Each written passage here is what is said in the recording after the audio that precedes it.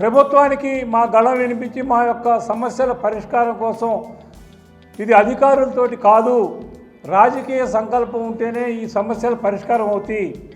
చిన్న సన్నకారు రైతులు 85% ఉన్నారని పదే పదే చెబుతున్నటువంటి మంత్రులు కానీ ముఖ్యమంత్రి గారు కానీ ఆ చిన్న రైతుల సమస్యని పరిష్కరించడానికి ఎలాంటి చొరవ చూపుతున్నటువంటి నేపథ్యంలో మేము భవిష్యత్తులో ఇలాగే ఉంటే చిన్న రైతులందరూ కూడా ఇబ్బందులు పడే పరిస్థితి వస్తుందనే దాని మీద వాళ్ళు చర్చించుకున్నాం. మేము మీ పత్రికా ముఖంగా మీడియా ముఖంగా ప్రభుత్వానికి విజ్ఞప్తి చేస్తున్నాం. మాతోటి చర్చించండి, మా సమస్యలు పరిష్కారం చేయడానికి మీకు వస్తున్న ఇబ్బందులు ఏంటో కూడా మాకు చెప్పండి. మీరు అభివృద్ధి కోసం ఎంత ఆరాటపడుతున్నారో మేము గమనిస్తున్నాం. అదే సమయంలో భూములు ఇచ్చినటువంటి రైతుల పట్ల కూడా మీరు ఉదార వైఖరిని అవలంబించాల్సిన అవసరం ఉంది.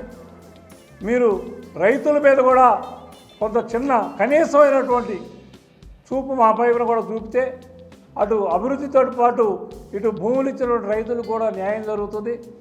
అధికారుల వైపుతో ఏ ఒక్క విషయం మీద స్పష్టత రానటువంటి పరిస్థితిలో ఈరోజు అందరం కూడా కలిసి ఆలోచిస్తున్నాం.